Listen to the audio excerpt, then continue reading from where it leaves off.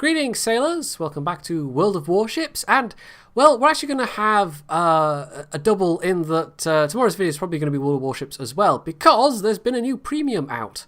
And I finally had a good game of that to show you today. So it's going to be the tier 8 you'll see tomorrow. I'm still struggling to get a good game in the tier 6, however, the Anshan. So that might take a few days longer. Anyway, in the meantime, this is one I've been sitting on for, I don't know, like 2 weeks. I have got 1 or 2 Warships replays saved that have been around for a little bit longer, but I think it's like 2 Tirpitz games and an Otago game, and we've had those recently. So I thought, why not show off one of my newer ships? This is the New Mexico, and it's got a pretty good reputation. I have gotten up as far as, well, tier 8 really on the Japanese battleships, but I have unlocked the tier 9 and I now just need the credits for it. But I've also been very slowly going up through the American battleships. And honestly, apart from the tier 3, tier 4s, 5 and 6, I think they're all pretty decent. The tier 6, the New Mexico, like I said, has got a very good reputation. It's got a reputation as being a very tough ship. Now, as to whether it's going to replace the Fuso in my affections at tier 6, well, probably not. But I can see why it does have that reputation. It is a very solid, reliable performer. Now, as to the battle at hand, well, this is a ranked game. And the first couple of levels of ranked, you had to pick a tier 5 and a tier 6 ship. And then I think it was, oh god, I can't even remember, tier rank like 16 or something, and at that point you can pick tier 7 and 8 ships, or you had to pick tier 7 and 8 ships. But yeah, I started off with the Fuso because last time I started off with the Fuso. This time I decided I was going to try out the New Mexico and see how that went, and I was, yeah, it's a good ship. It's tough, and you know, this particular battle is gonna maybe show off a little bit of that, although I had the very unfortunate occurrence of losing a turret very early on. And that takes away a quarter of my firepower. I've lost 3 of my forward guns. So I've now got 2 rear turrets and 1 forward turret, and that's going to make life a little bit awkward. So I don't know if that's just sheer bad luck or if this thing does lose turrets relatively often, but I'm struggling to think of other times I might have lost turrets in this actually. I think this might have been a rather uncommon occurrence. So I did a little turnaround there. I didn't want to go in front of the island because it would have made for very awkward angling. So I just kind of squeaked by the island in a totally calculated move. And now I'm going to see if I can't work over this Cleveland instead. I've not done a whole lot of damage up until now, but there we go. There we go. There's the big numbers that we like to see. So that's just about...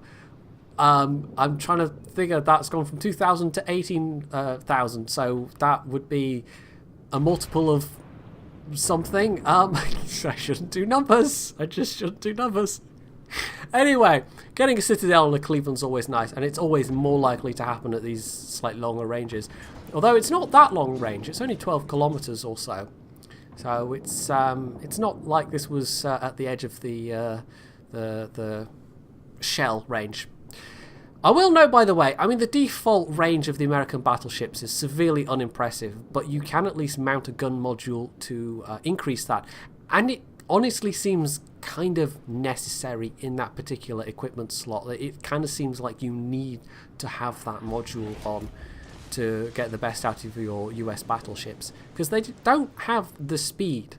And you don't really get the speed until tier 8. Things don't really pick up until that point. And that's to do with, obviously, the US battleship doctrine of that era, where these ships were not supposed to go off herring quickly across the oceans particularly. They were supposed to keep up with fleets of other ships, or rather other ships were supposed to keep up with them, essentially.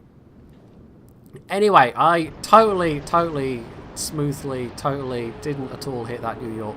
Yep, that's some good driving on my part. The earlier part of this battle was really not so impressive, and honestly, the battle as a whole, I don't know that you would say it was impressive full stop, but hopefully it will be entertaining, and you'll see why I say that towards the end of it. It was one of those games where there was maybe a little bit of derpitude and flailing involved. Because I was still getting the hang of this thing, and I should know my way around battleships by now, of course. But every time you get into a new one, it's just that little bit different. And I was playing Warships on stream earlier today, and it occurred to me that apart from the tier 3s, both of which are terrible, I've not yet played a battleship which I actually have disliked. But having said that, I'm grinding towards the Izumo in terms of credits, and I'm also grinding towards the Colorado in terms of XP. And the Colorado is going to be a while before I get that, but I only need another couple of million credits before I can get the Izumo. Ah, there's another Citadel. Very nice. Be useful if I can kill Murmansk, because that's quite a dangerous little ship.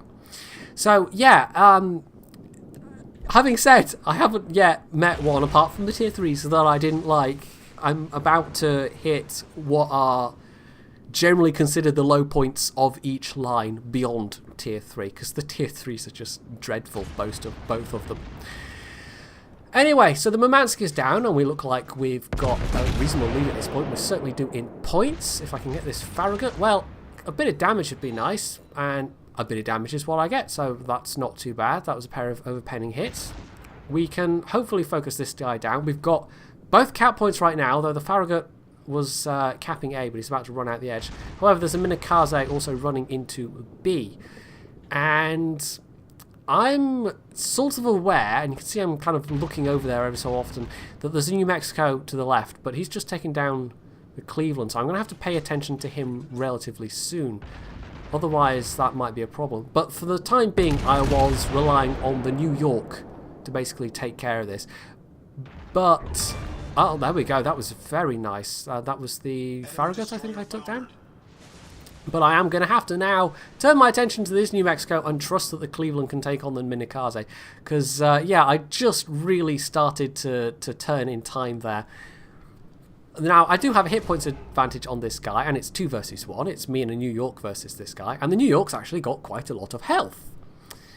And actually, he's now choosing to shoot at the Cleveland rather than me, because I'm angled basically bow towards this fella. Although, that means I've only got 1 turret available, and that is going to be an issue. So you can see there, the New York very healthy, and I was thinking, yeah, okay, 2 on 1, it's another New Mexico, and this is probably going to be a little bit tricky, but, you know, if we concentrate our firepower, well, maybe we can do something. However, the New York has just lost quite a lot of health. That was something close to, what, 40% of his hit points in one go? And the New Mexico's decided, oh, look at those Citadels, he's just getting pounded. So I guess the New York was showing way too much side, and the New Mexico's just wrecking him rather badly. And I'm getting some hits in myself, but this is a bit awkward for me. Now, the enemy New Mexico is actually doing the right thing. I mean, he took a couple of shots at the Cleveland, who's by far the squashier target. He's concentrated on the New York, who by far the easier to kill target, I'm guessing just based on the angling. And now this is 1-on-1, and actually the Cleveland, instead of going for the Minikaze, it looks like he's going to cap B. And that leaves the Minikaze completely free to come up behind me. So suddenly things just got a little bit worrisome, because now it's 2 versus 2, and we are ahead on cap points. But I don't know why the Cleveland just got fixated on the idea of capping. And I probably should have said in the chat, you know, come help me out. But for some reason, I don't know. I was just too intent. I will also point out, and I probably should have at the start, there is a bug with this replay. It shows me shooting HE shells the entire time. I was not. I really, really was not. And you'll be able to tell that from the damage numbers that I wasn't. I think there's some HE shells I fire at various points throughout the battle when I was firing at the destroyers. The Farragut kill might have been HE shells, actually. I'm not sure. It's hard to tell when the replay bugs out. But anyway, at this point, you know, I'm keeping my angling, and this looks like I've got a nice hit points advantage. He's maybe used a repair party, so he can't get many hit points back. And then he starts to swing towards me, and I think, okay, maybe he's going to try and ram me, because he's low health, and maybe in his eyes this would be a fair trade to ram me out of the water with his, you know, a pair of New Mexicos. Maybe he thinks that would be a good plan. So I don't want to be rammed, though. I've got to try and turn and avoid this, and unfortunately, well, yeah, you can guess what's going to happen next. My rear turrets are pointing the wrong way. I can't even fire at this guy, even though they're loaded. And, oh, this is going to hurt. Oh, it's gonna hurt. Oh, ow, ow, ow. Okay, well, it's maybe a good thing I went into this with a massive hit points advantage. And, oh look, there's the Minikaze come to join the party. And the Cleveland isn't even remotely close enough to help. Oh, isn't this such jolly fun? Well, okay then. Well, life just got interesting. Well, good news is that my secondaries have actually finished off the New Mexico. So that's super. Now I just have a Minikaze to deal with, and a single torpedo hit might well be enough to take me down. Now, fortunately for me, he has not anticipated me making this turn at all, so that's all 3 launchers. But he's full health, and this first volley might have been AP, but I'm pretty sure I would have switched to HE after this. I'm going to struggle with my rate of fire to take this guy down. Now, he can obviously beat me on speed, but if I can keep him to my rear, if I can avoid giving him a broadside and hopefully not run out of map so that I'm forced to make a turn, that buys me time, and that buys time for the Cleveland to get closer. And the Cleveland is trying to put in fire, but he's doing so at what is fairly long range against a destroyer. That's what, 9 kilometers distance, something like that. And he is making some hits, he is landing some hits, but it kind of seems like if I'm going to have to take out this Minikaze, oh, these torps are getting a bit close, I might have to do it myself. So that's 1 lot dodged, and it's a good thing these are 3 kind of double launches. And a bit close, bit close. It's fine though, it's fine, it's fine, it's fine. Anyway, he's nearly dead. He did pop out smoke, and, well, honestly, I just have to get my guns on him. And there we go. Actually, I think I set him on fire, so he burned out.